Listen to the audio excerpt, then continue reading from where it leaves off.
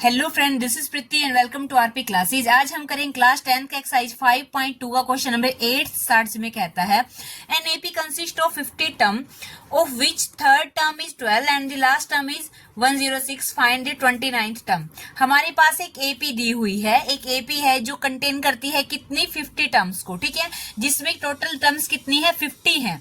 उसकी जो third term है वो 12 है और लास्ट टर्म, अब ये लास्ट टर्म कौन सी है 50 टोटल टर्म है, तो इसका मतलब लास्ट टर्म भी कौन सी हुई 50 टर्म हुई, ठीक है ना। तो लास्ट टर्म कितनी हुई यानी 50 टर्म कितनी दी हुई है 106 दी हुई है, तो हमें 29 टर्म निकालने हैं। अब आप एक सिंपल सी चीज अपने ध्यान में रखो कि जब भी आपको टर्म निकालनी है तो आपके पास एक फॉर्मूला है ए एन का, a n is equal to a plus n minus 1d, ठीक है। तो इसमें हमें जैसे ए एन का फॉर्मूला है ये, तो हमें कौन सी टर्म निकालनी है 29 टर्म निकालनी है। तो एन की जगह अगर हम 29 रखेंगे तो ए प्लस 29 माइनस 1d, ठीक है ना। ए 29 कितना आया, ए प्लस 29 में से एक गया 28d, ठीक। तो यानी ये जो फॉर्मूला है A29 A प्लस 28d, इससे हम इजिली किसी भी टर्म को निकाल सकते हैं A और D की वैल्यू पुट करके। जैसे ये 29 हमें निकालनी थी, अगर हम A48 निकालना है हमें, मान लिया 48 टर्म निकालनी है हमें, तो क्या होगा A प्लस 48 में से एक कम यानी 47d। जैसे हमें निकालना है A9, तो A9 में से एक कम यानी A प्लस 8d, ठीक है ना। यहाँ n है, यहाँ n माइनस 1 यानी n से एक कम, यहाँ 29 है, 29 से एक कम, 48 से एक कम, 9 से एक कम। तो इन फॉर्मूले का यूज करते हुए हम इजिली अपने टर्म निकाल सकते हैं, कोई सी भी टर्म हो। अब आप देखो 29 टर्म हमें इस क्वेश्चन में निकालनी है, यानी फॉर्मूला यूज करेंगे A29 A प्लस 28d, ठीक है ना। तो A28d है ना, तो इसका मतलब ये है कि हमारे पास यहाँ पे A की वैल्यू और D की वैल्यू नहीं है, वो हमें मेन निकालनी है, तभी हम इस फॉर्मूले में ए और डी की वैल्यू पुट करके A29 की वैल्यू आराम से निकाल सकते हैं। तो ए और डी कहां से निकलेंगे, ये जो हिंट हमारे पास दिए हुए हैं कि इसकी थर्ड टर्म 12 है और जो लास्ट टर्म यानी फिफ्थ टर्म है 50 टर्म है वो कितनी है 106 है। तो इन दो हिंट से हम ए और डी की वैल्यू निकाल लेंगे, इस फॉर्मूले में पुट करेंगे और A29 की वैल्यू निकाल लेंगे। तो आइए देखते हैं इस क्वेश्चन को कैसे करना है, कैसे लिखना है। तो सबसे पहले जो दिया हुआ है हमारे पास की थर्ड टर्म 12 है, हम वो लिखेंगे। गिवन हमारे पास क्या है A3 हमारे पास कितना है, A3 का मतलब होता है A थर्ड, यानी थर्ड टर्म कितनी है 12 है, थर्ड टर्म हमारे पास 12 है। और अगर हम A3 का फॉर्मूला खोलें जो अभी हमने सीखा है, A3 का फॉर्मूला कैसे खुलेगा, A3 is equal to A plus 3 से एक कम क्या होगा 2 होगा, A प्लस 2d, ठीक है, A प्लस 2d। अब A3 की वैल्यू कितनी है 12 है, A3 की जगह हम 12 लिख सकते हैं। तो अगर हम इसको उल्टा करके लिखें कैसे, A प्लस 2d इधर लिख लिया और A3 इधर आ गया, A3 की जगह वैल्यू रखेंगे हम 12, ठीक है, समझ आया।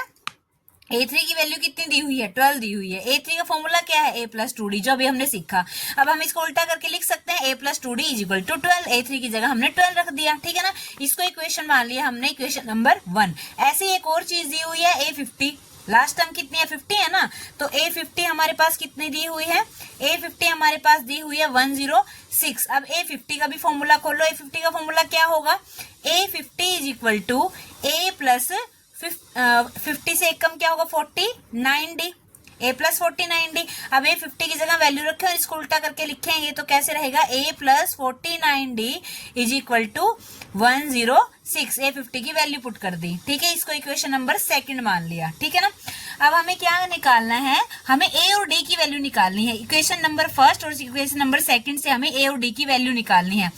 तो क्या करेंगे, हम सेकंड में से फर्स्ट को माइनस करेंगे, लिखेंगे हम यहाँ पे सेकंड में से जब हमने फर्स्ट को माइनस किया तो हमारे पास क्या बचा, ये फर्स्ट है ये सेकंड है, इसको ऊपर रखा A plus 49d is equal to 106 और ये जो फर्स्ट इक्वेशन है इसको नीचे रखा A plus 2d is equal to 12, ठीक है। माइनस करेंगे, माइनस माइनस माइनस, तो ये माइनस से माइनस कैंसिल, 49 में से 2 गए तो कितना बचा 47d, 106 में से 12 को माइनस करते हैं तो 94 बचता है, ठीक है।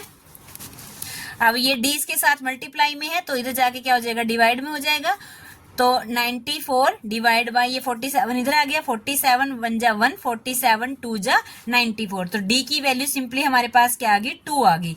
अब दो वैल्यू निकालनी थी ए और डी, तो डी तो हमारे पास आ गई, अब हम निकाल लेंगे ए। ठीक है, तो ए की वैल्यू कैसे निकालेंगे, जब हम इस डी की वैल्यू इक्वेशन नंबर इस 1 में पुट करेंगे तो इजिली हमारे पास ए की वैल्यू आ जाएगी। तो लिखेंगे हम यहाँ पे put value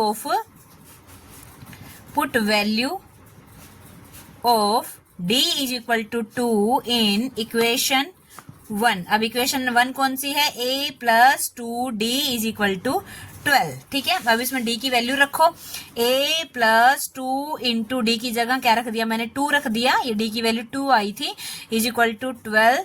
a plus 4 is equal to 12, a is equal to 12, ये 4 इधर प्लस में, इधर आके माइनस हो जाएगा, -4। तो 12 में से 4 गया, कितना बचा 8, यानी a की वैल्यू कितनी आ गई, 8 आ गई। तो दो चीजों से हम किसी भी टर्म की वैल्यू आराम से निकाल सकते हैं ना, तो a और d हमारे पास आ गए।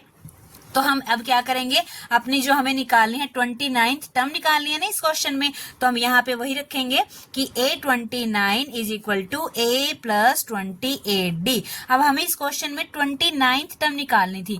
नॉर्मली अगर हमें कोई सी भी टर्म निकालनी है तो a और d की अगर हमें वैल्यू पता है तो हमें किसी भी AP की कोई सी भी टर्म इजिली निकाल सकते हैं इसी फॉर्मूले का यूज करते हुए। बस हमें a और d की वैल्यू पता होनी चाहिए। यहाँ 29 है, 49 है, 69, कुछ भी हो, कोई सी भी टर्म हो, बस ए और डी की वैल्यू अगर पता है तो हम कोई सी भी टर्म निकाल सकते हैं। तो लिखेंगे हम यहाँ पे ए की वैल्यू पुट करेंगे, a इज इक्वल टू 8, ए की जगह 8 रखा, प्लस में 28, डी की जगह मैं रखूंगी 2। ठीक है ना, तो क्या होगा 8 प्लस 28, 2 जा कितना होगा 56, और 56 में 8 को ऐड करेंगे क्या आएगा 64, यानी कि a29 की वैल्यू कितनी है हमारे पास 64 आई। ठीक है, ये जो 2-3 टाइप के क्वेश्चन है ना, ये 7th 8th 9th ये इसी टाइप के हैं। ठीक है, इसमें क्या है, इसमें हमें यही बात ध्यान रखनी है, सबसे पहले हमें ये फॉर्मूला ध्यान रखना है कि अगर कोई सी भी टर्म है उससे एक कम यहाँ आएगा, a प्लस 28d, कोई सी भी टर्म है। ठीक है ना, और दूसरी बात क्या है, हमें a और d की वैल्यू निकालनी है। ये जो दो हमारे पास हिंट दिए हुए हैं कि ये टर्म ये है, ये टर्म ये है, यहाँ से हम a और d की वैल्यू निकाल लेंगे और उसके बाद वैल्यू को पुट करेंगे अपने इस फॉर्मूले में और वहां से हम कोई सी भी टर्म इजिली निकाल सकते हैं। ठीक है ना, तो अगर आपको वीडियो अच्छी लगी, क्वेश्चन अच्छे समझ में आए तो वीडियो को लाइक शेयर एंड सब्सक्राइब कीजिए। और अगर आपको इसी एक्सरसाइज की या फिर अदर एक्सरसाइज की कोई से भी क्वेश्चन करना है तो आप हमारे चैनल की प्लेलिस्ट या फिर डिस्क्रिप्शन चेक कर सकते हैं। Thank you.